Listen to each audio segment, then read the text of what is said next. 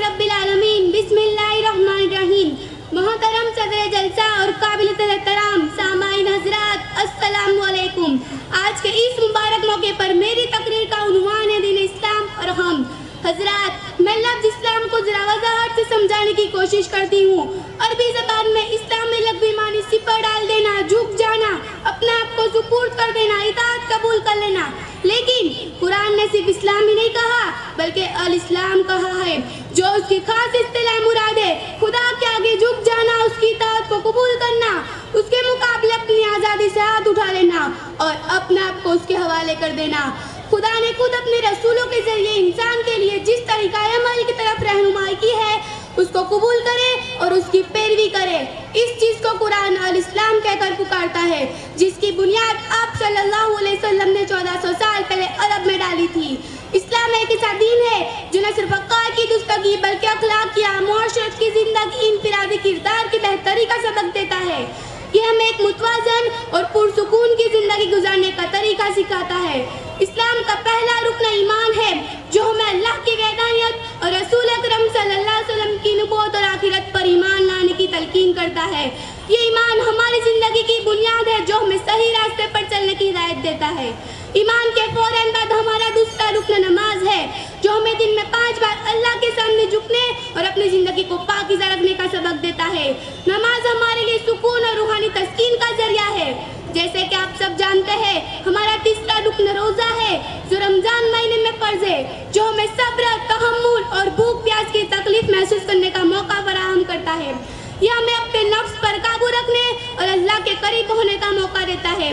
अब बारी आती है हमारा चौथा रुकन यानी ज़कात, जो एक मुआशरती फरीज़ा है, जो हमें अपने माल में से एक हिस्सा गरीबों और मुस्तकीन को देने का हुक्म देता है।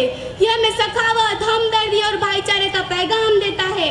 हज, जो इस्लाम का 5वां रुकन है, जो हमें दुनिया के तमाम मुसलमानों के साथ इत्तेहाद और भाईचारे की अहमियत सिखाता है। यह एक ऐसा अमल है जो हमें अपनी ज़िंदगी को अल्लाह की रज़ा के मुताबिक गुजारने का मौका देता है। ये थे हमारे 5 रुकन, जो हमारी ज़िंदगी को बेहतर बनाने का हिस्सा है, साथ ही हमारी ज़िंदगी के हर पहलू को बेहतरीन तरीके से उभारता है। इस्लाम सिर्फ हमें इबादत की तालीम नहीं देता बल्कि हमारी रोज़ बरोज़ की ज़िंदगी में भी रहनुमाई फराहम करता है। हमें अपने वालिदीन, रिश्तेदार, पड़ोसी और तमाम इंसानों के साथ हुस्न सलूक का हुक्म दिया है। हमें हमेशा सच बोलना, अमानतदारी, इंसाफ और मोहब्बत से पेश आने का सबक सिखाया है। दीन इस्लाम हमारी ज़िंदगी का एक ऐसा मुकम्मल दस्तूर है जो हमारी ज़िंदगी को बेहतर और बामकसद बनाने का जरिया है। यह हमारी दुनिया और आखिरत दोनों की कामयाबी का जरिया है। इस्लाम में ईमान के साथ अमाल की बहुत अहमियत है। यह हमें सिरात मुस्तकीम पर चलने की, वालिदैन की खिदमत करने की और लोगों के साथ अच्छे अखलाक से पेश आने का दर्ज देता है। इस्लाम हमें दुनिया में अमन, मोहब्बत और भाईचारे का पैगाम देता है। हमें हर हाल में सब्र और शुक्र की तलकीद की जाती है। दीन इस्लाम हमें ये बात सिखाता है कि हम बेहतर इंसान बने और इल्म हासिल करें, और हम पर ये जिम्मेदारी आयद होती है कि हम इस्लाम के उसूलों पर अमल करें और अपने किरदार से दूसरों को भी इस्लाम की खूबसूरती दिखाएं। हमारा फर्ज है कि हम अपने मुआशरे में इंसाफ और मसावत पर रोक दें और इस्लाम के पैगामों को अमन और सलामती के साथ फैलाएं। इस तरह दीन इस्लाम हमें एक बेहतर इंसान और बेहतर मुसलमान बनने की राह दिखाता है। यह हमारी दुनिया और आखिरत दोनों की कामयाबी का जरिया है। हमें इस्लाम के उसूलों के मुताबिक अपनी ज़िंदगी गुजारने का हुक्म दिया जाता है। हमें दुनिया में रहम दिल और नेक बनने की मिसाल कायम करनी चाहिए। इस्लाम सिर्फ एक मजहब नहीं है, यह हमारी ज़िंदगी जीने का एक ऐसा जामे तरीका है जो हमारे वजूद के हर पहलू को अपने दामन में समेट लेता है। हमारे अकायद और इक़्तिदार से लेकर हमारे ताल्लुक सभी को अपने अंदर समेट लेता है।